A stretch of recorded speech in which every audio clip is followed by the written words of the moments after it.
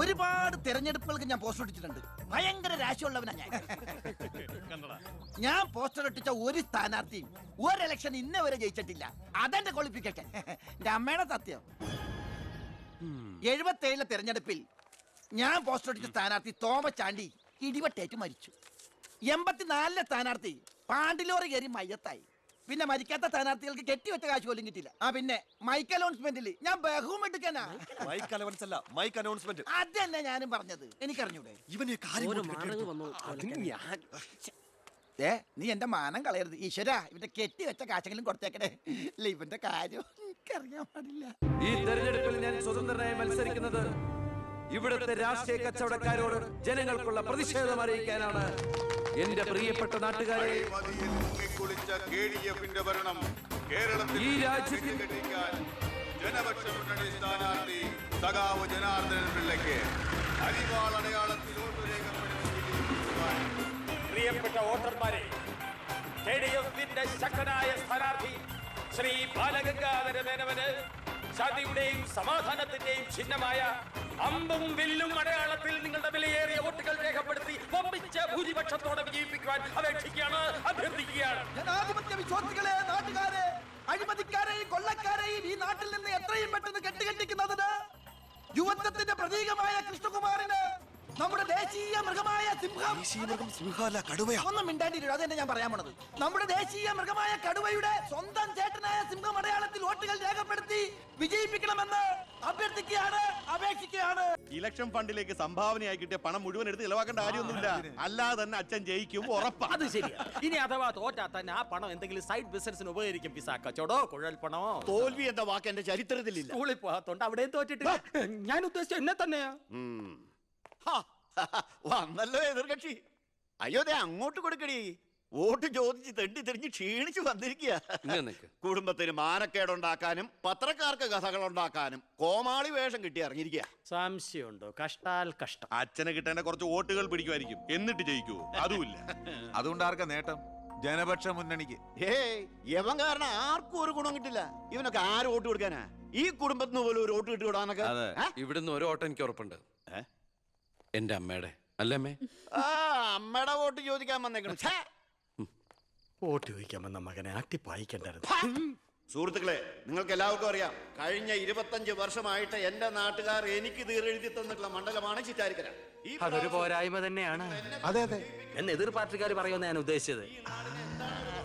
ചിറ്റാരിക്കരയിൽ നിന്നും കേരളക്കര മൊത്തം KSRTC bus service ഇല്ലേ? ഗതാഗത മന്ത്രിയായിരുന്നപ്പോ ഞാൻ ചെയ്തതാ ഈ നാടിന് വേണ്ടി ഇതൊക്കെ. ഇനി ഈ നാട്ടിലെ പട്ടിണിപ്പാവങ്ങൾക്ക് വേണ്ടി ഒരു എയർപോർട്ട്, അതാണ് എന്റെ സ്വപ്നം. പട്ടിണി പാവങ്ങൾക്ക് എയർപോർട്ട് അത്യാവശ്യമല്ലേ? ലണ്ടനിൽ പോവാൻ, അതെന്തിന്? വെളിക്കിരിക്കാൻ. ഈ നാടിനെ സ്വർഗതുല്യമാക്കാൻ നിങ്ങൾ എന്നെ വിജയിപ്പിച്ച് മന്ത്രിയാക്കി ചിറ്റാരിക്കരയുടെ പാരമ്പര്യം നിലനിർത്തണമെന്ന് ആഹ്വാനം ചെയ്തുകൊണ്ട് നിർത്തുന്നു. ജയ് ഹിന്ദ്. അടുത്തതായി 2 പ്രമുഖ മുന്നണി സ്ഥാനാർത്ഥികൾക്കെതിരെ സ്വതന്ത്രനായി മത്സരിക്കുന്ന ബി കൃഷ്ണകുമാറിന് എന്താണ് പറയാനുള്ളത് നമുക്ക് നോക്കാം. സ്വന്തം അച്ഛനെതിരെ മത്സരിക്കുന്നതാണോ ഇല്ലടൂ? പ്രിയമുള്ളവരെ, ബഹുമാന്യരായ എന്റെ 2 എതിർ സ്ഥാനാർത്ഥികളുടെ മോഹനസുന്ദര വാഗ്ദാനങ്ങളും വീരവാദങ്ങളും നിങ്ങൾ കേട്ടുകഴിഞ്ഞു. നടക്കാത്ത വാഗ്ദാനങ്ങൾ നൽകി നിങ്ങളെ വഞ്ചിക്കാൻ ഞാൻ തയ്യാറല്ല. പക്ഷേ ഒരു കാര്യം നിങ്ങളെ അറിയിക്കാൻ ഞാൻ ഈ അവസരം ഉപയോഗിക്കുകയാണ്. ശക്തമായ 2 മുന്നണികൾക്കെതിരെ മത്സരിക്കുന്ന ഒരു സ്വതന്ത്ര സ്ഥാനാർത്ഥിയാണ് ഞാൻ. വിജയ സാധ്യത വളരെ കുറവായി എനിക്ക് ഇവിടുത്തെ പല പ്രമുഖ വ്യവസായികളും പ്രമാണിമാരും കുറച്ച് പാരിതോഷികങ്ങൾ തന്നിട്ടുണ്ട്.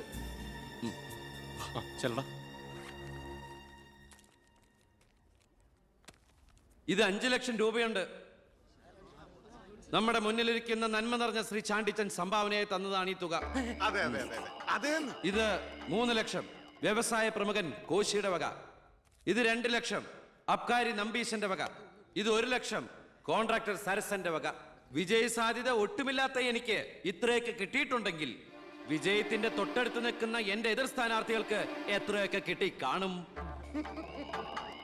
ഈ ചിറ്റാരിക്കരയുടെ അഭിമാനമായ സന്മനസ്സുള്ള ചാണ്ടിച്ചൻ പറയണം, താങ്കൾ എത്ര രൂപ സംഭാവനയായിട്ട് കൊടുത്തു എന്ന്. ആ നല്ല മനസ്സ് ജനങ്ങളൊക്കെ ഒന്ന് അറിയട്ടെ എന്ന്. ജനാർദ്ദനം പിള്ളയ്ക്ക് 10 ലക്ഷം. ആ. മേനോൻ സാറിന് 20 ലക്ഷം അല്ലേ? സത്യമാണ്, നുണ പറയല്ല. പണം പിടിച്ചോ. Thank you Chandichan. കർത്താവ് തരുന്നു, ഞാനത് കൈനീട്ടി വാങ്ങിക്കുന്നു. എങ്ങനെയുണ്ട്? ടിവിയിൽ വരുക. കേട്ടല്ലോ, ഇതുപോലെ എത്ര എത്ര ലക്ഷങ്ങൾ ഇവരുടെ കൈകളിൽ എത്തിക്കാണും. അതിവിടെ വെളിപ്പെടുത്താൻ ഈ സ്ഥാനാർത്ഥികൾ തയ്യാറാണോ?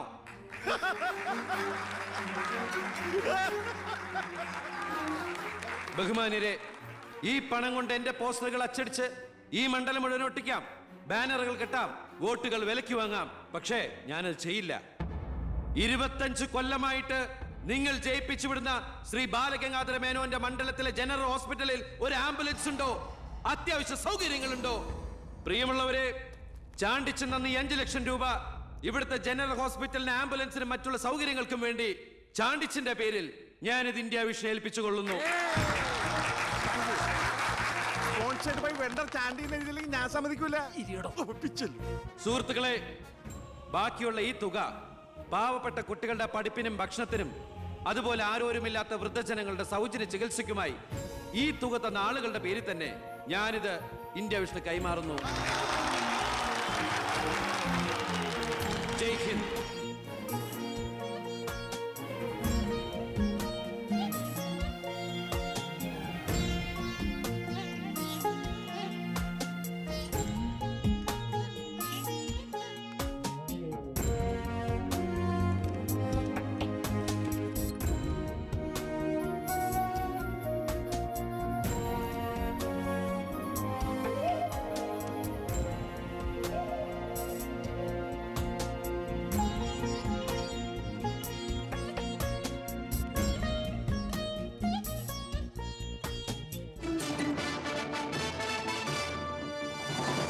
പന്ത്രണ്ടാം നിയമസഭയിലേക്ക് നടന്ന വാശിയേറിയ തെരഞ്ഞെടുപ്പിൽ 72% വോട്ട് രേഖപ്പെടുത്തി.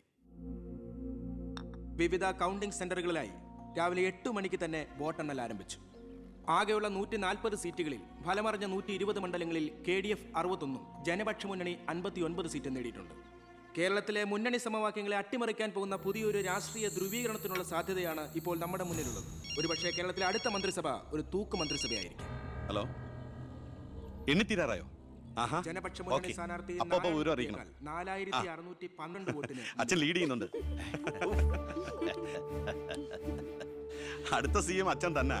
ഇപ്പോൾ കിട്ടിയ വാർത്ത, പുതുശ്ശേരി മണ്ഡലത്തിൽ KDF സ്ഥാനാർത്ഥി തൊമ്മൻ ചാക്കോ 4000 വോട്ടുകൾക്ക് വിജയിച്ചു.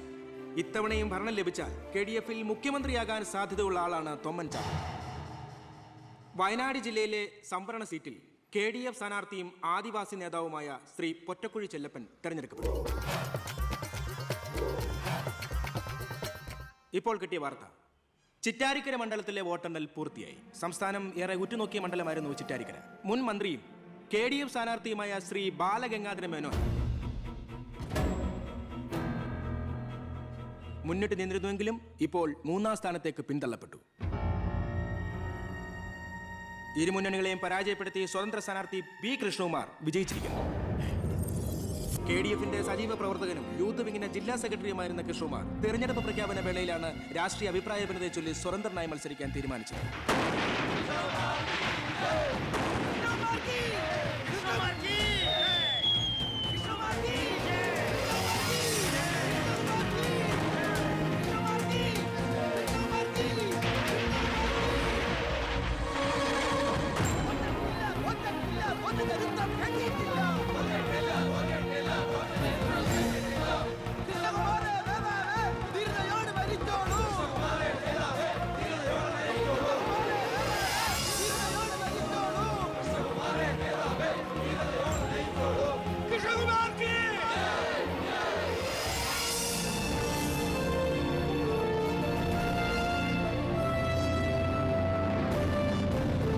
നമസ്കാരം. പ്രധാന വാർത്തകൾ. തെരഞ്ഞെടുപ്പ് ഫലം പൂർത്തിയായപ്പോൾ വ്യക്തമായ ഭൂരിപക്ഷം ആർക്കും ലഭിക്കാത്തതിനാൽ കേരള രാഷ്ട്രീയം അനിശ്ചിതത്വത്തിൽ. ഇരു മുന്നണികളും സജീവ ചർച്ചയിലാണ്. കഴിഞ്ഞ തവണ 100 സീറ്റ് നേടിയ മുന്നണിയാ, ഇത്തവണ അത് 70 സീറ്റിൽ ഒതുങ്ങി. അത് നിങ്ങളുടെ ഭരണത്തിന്റെ നേട്ടാ. അത് നിങ്ങൾ കാലുവാരി കൊണ്ട് സംഭവിച്ചതാ.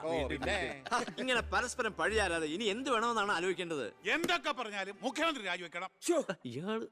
രാജിവെക്കാൻ ഇവിടെ ആരും മുഖ്യമന്ത്രി ആയിട്ടില്ലടോ. നമുക്ക് ഇവിടെ ഭരിക്കാൻ പറ്റുമെന്ന് ഒരു തീരുമാനമായിട്ടില്ല. എന്തായാലും 69 സീറ്റ് വെച്ച് പ്രതിപക്ഷത്തിന് മന്ത്രിസഭ ഉണ്ടാക്കാൻ പറ്റില്ല. പക്ഷേ കൃഷ്ണകുമാർ നമ്മളോടൊപ്പം നിന്നാലേ നമുക്ക് ഭരിക്കാൻ പറ്റൂ. എന്നാലേ 71 തികയൂ. കൃഷ്ണകുമാർ അതിന് തയ്യാറാവോ? സീറ്റ് കൊടുക്കാത്തതിന്റെ ദേഷ്യം കാണില്ലേ? ഞാൻ ഇതിനെക്കുറിച്ച് അവനോടൊന്ന് സംസാരിച്ചു. അവൻ ഇങ്ങോട്ടൊന്ന് വരാമെന്ന അർത്ഥസമ്മതം മൂളിയിട്ടുമുണ്ട്. മേനോൻ മത്സരിക്കണ്ട, മോൻ മത്സരിച്ചാ മതിയെന്ന് ഈ മേനോനോട് ഞാൻ 100 വട്ടം പറഞ്ഞതാ. താ കേട്ടില്ല? അതെന്റെ രാഷ്ട്രീയ തന്ത്രം. എന്റെ മകനെ നിർത്തിയിരുന്നെങ്കിൽ പ്രതിപക്ഷം പറയും മക്കൾ രാഷ്ട്രീയമെന്ന്. അച്ഛന്റെ പിൻബലമില്ലാതെ മക്കൾ സ്വയം വളരണം. അവനത് തെളിയിച്ചു. അതിനുവേണ്ടിയാ ഞാൻ എതിർത്തത്. ആ വരണം വരണം വരണം.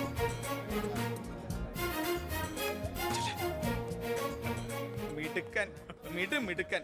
എന്നോട് പിണക്കൊന്നുമില്ലല്ലോ. എന്തിന്? ഇത് പൊളിറ്റിക്സ് അല്ലേ? ഇവിടെ വേണ്ടത് സ്പോർട്സ്മാൻ സ്പിരിറ്റ് അല്ലേ? നീ ഇരിക്കടാ. ആ അങ്ങോട്ടിരിക്കേ. വേണ്ട സാർ. കൃഷ്ണകുമാറിന്റെ പിന്തുണ ഞങ്ങൾക്ക് പ്രതീക്ഷിക്കാമല്ലോ അല്ലേ? ഞാൻ പിന്തുണച്ചാലേ KDF മന്ത്രിസഭ ഉണ്ടാക്കാൻ സാധിക്കുമെന്ന് എനിക്ക് നന്നായിട്ട് അറിയാം. ചെറുപ്പം മുതൽ പ്രവർത്തിച്ചു പോന്ന പ്രസ്ഥാനത്തിന്റെ കൂടെ നിൽക്കാൻ എനിക്ക് സന്തോഷമേ ഉള്ളൂ. പക്ഷെ ഒരു ഡിമാൻഡ് ഉണ്ട്. ആഭ്യന്തരം എനിക്ക് കിട്ടണം. എന്റെ ഈശോയേ. ഞാൻ ആ കാര്യം പറയാനിരിക്കായിരുന്നു. Home minister ആകാനോ? അത് നടപ്പില്ല. മന്ത്രി ആകണമെങ്കിലേ വകുപ്പിനെ കുറിച്ച് അറിയണം, പ്രവൃത്തി വരികയോ വേണം. ആരതൊക്കെ പഠിച്ചിട്ട് ഇവിടെ മന്ത്രിയാണത്? ദിവാരേട്ടൻ ഗതാഗത മന്ത്രിയായിട്ട് ഇരുന്നിട്ടില്ലേ? പണ്ടങ്ങോ ബസ്സിൽ കയറിയതാണോ പ്രവൃത്തി പരിചയം? വണ്ടി ഓടിക്കാൻ അറിയോ ദിവാരേട്ടന്? വേണ്ട. ആക്സിലേറ്റർ ക്ലച്ചും ബ്രേക്കും തിരിച്ചറിയോ? ഇല്ല. ആ ഇതായിരിക്കണേ കിഴിപ്പുള്ളി സാറ്. പണ്ട് വിദ്യുച്ഛക്തി വകുപ്പ് കൈകാര്യം ചെയ്തിരുന്ന ആളല്ലേ? ഒന്ന് ചോദിച്ചോട്ടെ, ഈ വിദ്യുച്ഛക്തി എങ്ങനെ ഉണ്ടാക്കുന്നേ? പറയട്ടാ. അത് വെള്ളത്തിന്ന്. ആണോ? പിന്നെന്താ വെള്ളത്തിൽ തൊട്ട ഷോക്ക് അടിക്കാത്ത? പറയാൻ അതൊക്കെ എന്തിനാ നമ്മൾ അറിയുന്നേ? സ്വിച്ച് ഇട്ടാ കറണ്ട് വരുന്നുണ്ടോ? അത് മാത്രം അറിഞ്ഞാ മതി. അതറിയില്ല. യവൻ പറയുന്നതിലും കാര്യമുണ്ടെന്നേ. പിന്നെന്താ ഷോക്ക് അടിക്കാത്ത? നമ്മളെന്തിനാ വല്ലവന്റെയും കാര്യം ആലോചിച്ച് തല ഉണ്ടാക്കുന്നേ? ഏതൊരു ജോലിക്കുണ്ട് യോഗ്യത ടെസ്റ്റ്. സത്യത്തിൽ മന്ത്രിയാകാനും വേണം ഒരു പരീക്ഷ. ഈ IAS IPS ഒക്കെ പോലെ IIPS, Indian institute of political science, അത് പഠിക്കണം. അല്ലെങ്കിൽ വേണ്ട.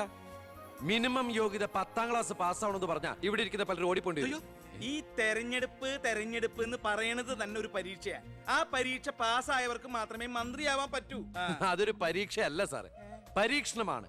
ഇവനെങ്കിലും ശരിയാവോ എന്നുള്ള ജനങ്ങളുടെ പരീക്ഷണം.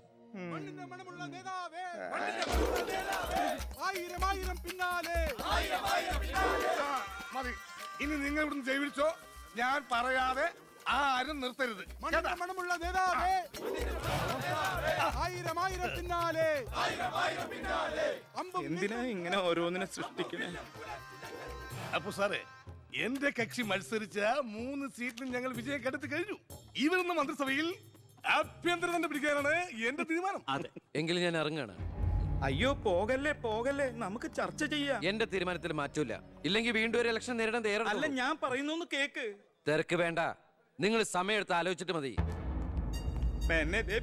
അവൻ പറഞ്ഞതിൽ ഒരു തെറ്റുമില്ല. ആഭ്യന്തരം അവന് തന്നെ കൊടുക്കണം. ആഭ്യന്തരം വിട്ടിട്ട് കാലിരിക്കില്ല. അഭ്യന്തരം എന്ന് പറയാൻ തനിക്ക് എന്ത് യോഗ്യതയാണോ ഉള്ളത്? മന്ത്രിസഭ ഉണ്ടാക്കാൻ അവൻ വേണം. കൃഷ്ണകുമാർ തനിക്കറിയോ? എന്നെ ഒന്നും വന്നേ.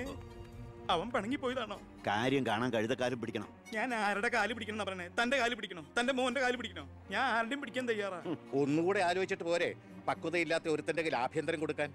അവന്റെ പിറകിൽ ഞാനില്ലടോ. അവനെ മുന്നിൽ നിർത്തി ഞാൻ ഭരിക്കും. ആരൊക്കെ എന്തൊക്കെ പറഞ്ഞാലും ആഭ്യന്തരം ഞാൻ വിട്ടു തരില്ല. തനിക്ക് കൈയിട്ട് വരാൻ പറ്റിയ ഒരു വകുപ്പ് തന്നാ പോരെ? തരാം. എങ്കിൽ വനം മതി. നമുക്ക് സാവധാനം വെളുപ്പിച്ചെടുക്കാം. അതിന് യോഗ്യതയിലൊന്നും മാത്രം ആരും പറയരുത്. കാരണം ഞാൻ കാടിന്റെ മകനാ.